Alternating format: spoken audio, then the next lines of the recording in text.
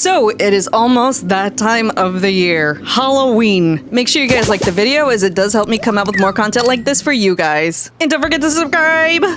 Okay, so let's go ahead and talk about the build that I want to go ahead and create. So when you think of Halloween, you want to think of maybe like a haunted house or like a forest of some kind, right? When I thought about it for a little bit, there's these games that I like to play that are Puppet Combo, which are horror VHS games pretty much. It's like an 80s-esque type of vibe to it. Since we're extremely limited on what we're able to create on Grow a Garden, you kind of have to use your imagination when it comes to creating a lot of these builds. I have never actually technically built a building before on Grow a Garden, so obviously I'm going to struggle a little bit trying to figure out where most of these things and how it works. But eventually I ended up getting the hang of it after a while, and I'm able to create like a shed, like a mini building. It kind of resembles a shed to me personally, but it does the job. It actually gets it done. So I'm using a couple of items to go ahead and just kind of use as an anchoring point. So it does require a lot of wooden boards. That's the only downside. If you don't have a lot of wooden boards, definitely I would try to get as many as you can before Halloween starts. That way you guys can go ahead and start decorating your little place pretty much. If you really want to go for that haunted, spooky vibe feeling, definitely get a couple of brick wall things. They're somewhat hard to get sometimes, especially when the rotation happens. I mean, I've been here for, I don't know, a couple of months just progressively collecting these little by little, but I feel like now finally I have enough. And of course I ended up getting a bunch of TVs as well, which ended up being great. Anything else such as the signs, no trespassing, mean gardeners, things like that, the axe with the stump, anything that would make sense to add into a foresty horror vibe to it pretty much. Just collect a bunch of those. I have a shovel, I have a rake, I actually have so many things at this point. All right, so at this point I decided to go ahead and use this footage as normal so it's not sped up or anything so you guys can take a look at everything. So we have a few of the brick walls lined up across the starting point of the garden. I did try to place down one of these, but it's obviously a little too huge for it to actually be utilizable, so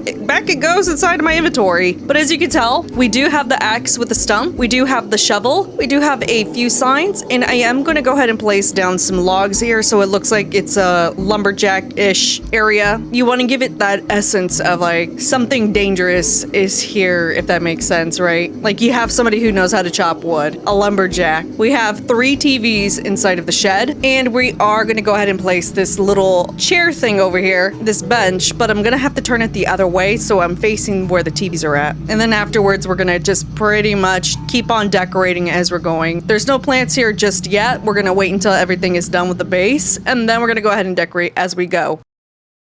The one thing that I did end up using for this, which I'm extremely grateful for, is mandrake seeds. Now, this is going to give that super duper long grass look to it, which I really want. And because we don't have a seed inside of the game that resembles grass, this is going to be the next best thing. Now, this was saved up during the beanstalk event. I ended up hoarding a ton of these, and I wasn't sure what I wanted to use them for other than the mutation for gloom, but I eventually just gave up on it because the mutation chance is way too low. But if you need to get a ton of these, you need a carrot seed, a beanstalk, and a common egg to go ahead and craft them. And you get 3 at a time. I ended up actually getting a amber spine as well. I got 2 of those. And I do want that like desolated, deteriorated look to the shed section. So this was a really good plant to also use because we do not have a plant that kind of looks like it's withering away. And this was the next best thing. Now, this is what I would like to call the pre-base. Now, I do have the base of pretty much how I want the house to look pretty much, and just basically what the outside area should look. However, we are going to go ahead and let plants grow out because I do need to visually see what it's going to look like when they're fully grown. Worst comes to worst, I just use a trowel. Now, we are going to go ahead and use different plants here to go ahead and just put in the background of this. Technically, we are going to be making a garden space in the back area, but this is going to be a little bit more secluded. Those really long fences can finally be utilized here in this, which I'm really happy happy about. So we're going to be using that. So we're going to make like a graveyard-ish kind of looking thing over here. I did end up using some cactuses that I ended up just pretty much destroying, or I'm sorry, reclaiming, because it didn't really fit the aesthetic that I was actually going for. There is this thorn, which I don't know what it's called, but it is inside of the exotic enchanted chest, or just the enchanted chest in general. It is like a giant thorn thing. And this actually fits really well, especially when it comes to this thing, because now we're entering a space where it's like a haunted forest garden. I'm not sure what you would call it. All I know is that the thorns look really cool, so I decided to go ahead and utilize those. And then afterwards, there's these wooden planks that I have inside of my inventory, and those are going to go up against the brick walls that I created for the front section, giving it a visual of like a wooden fence. Then, of course, we are doing the infamous gnome thing. Now, I don't think anybody saw me doing this earlier on my plot before, except maybe my Discord server, where I was just putting a bunch of gnomes in like very uncanny places. So it was a very nice touch to the Halloween vibe to it. So I actually liked it a lot. So we are going to be doing it here. We're going to have 3 gnomes that are going to be conspicuously placed in one little area. And I leave that up to the interpreter to go ahead and figure out what these guys are doing and what they are planning to do in my farm. And then afterwards, I'm going to go ahead and place some corn right behind them. And then I'm going to move my cocoa mango because that thing is in the way and I do not feel like removing it completely. So now we are at a basis where I'm going to continue to decorate the garden because it's theoretically not done. I did place some more seeds down and we're going to go ahead and visually look at everything as it is today on Thursday.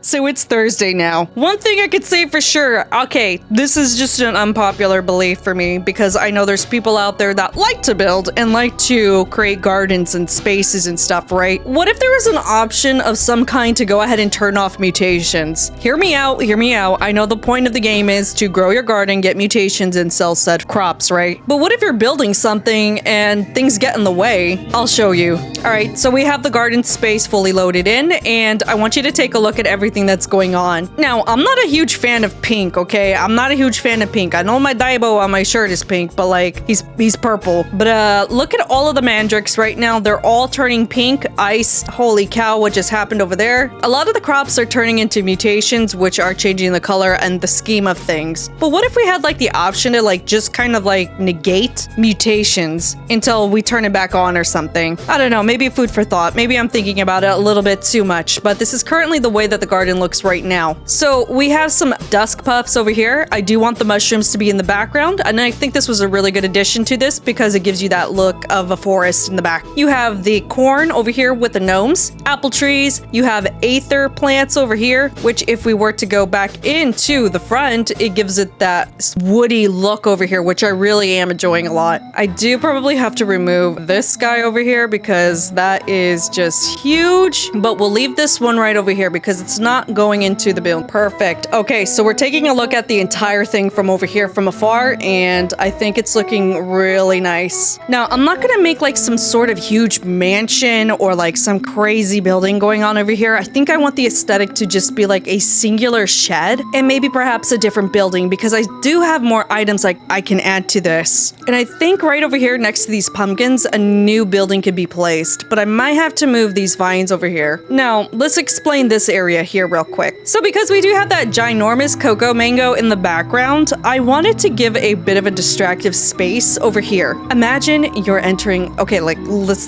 set up the mood. Let's set up the mood. So we are entering a forest section. You look to your left, you don't understand what this is. You go through the tall shrubbage to make it through. You don't know what to do. Finally make it in. You see 3 TVs, but then what's over there? You're blocked off by these giant thorns and some apple trees. You don't know what's beyond here. So you take a look through these small little crevices of the trees. Beyond what's over here, we do not know. But I want that aspect of it to kind of be like, again, up to the interpreter to figure out what's beyond inside of here. And that's kind of what I'm going for if you're going through like the beginning portion of this is like, what the heck is behind this thing? So let's go ahead and continue to like make this next building because I do have additional items. Okay, so so for this one, we're probably gonna end up doing like a smaller version of like a shed. It's not gonna be like super big and take up too much space. It has to be big enough to fit in this one little secluded area. Yeah, it has to make sense, right? So I'm gonna go ahead and struggle to go ahead and put down some planks. Again, I wish placing things down were a little bit easier. I know if you guys played a game called Restaurant Tycoon, there's like precision placement, and sometimes I wish there was like a different texture that we could change this to, which again, this is like derived off of Restaurant Tycoon 3, where you can change the texture and the color of things. But you know, we're not playing Restaurant Tycoon, we're playing Grow Garden. And I really think having something like that would really give people like more an incentive to actually come on and actually decorate and be on a little bit more longer. Creativity really goes a long way with imaginative thoughts.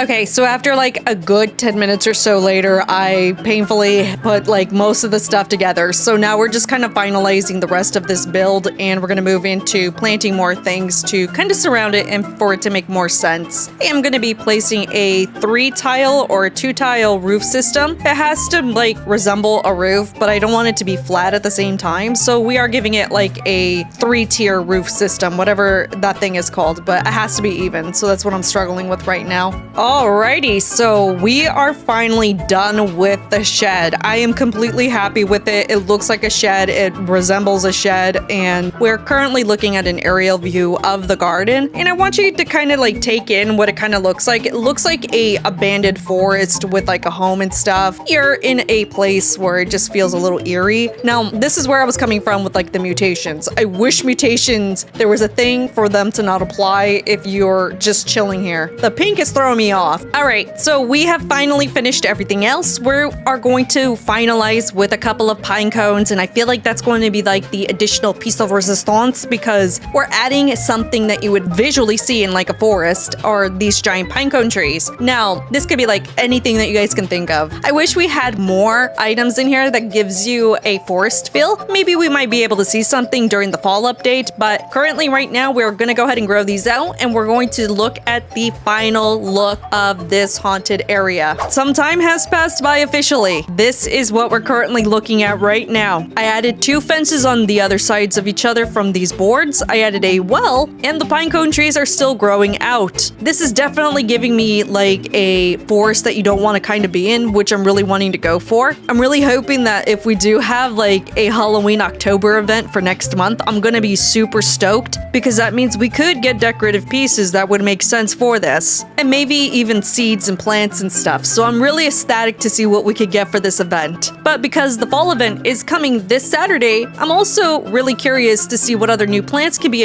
added additional to what we currently have right now. I'm currently really happy. Maybe not the pink all that much, but I'm gonna have to unmutate those and not use this plot until this Saturday because currently I cannot afford to have more pink on my garden. It just makes no sense for this build. Until then, I hope you guys enjoyed watching me struggle put some planks together to make a building, and until then, I will see you guys all in the next video. And don't forget to like and subscribe if you're brand new. Okay, bye!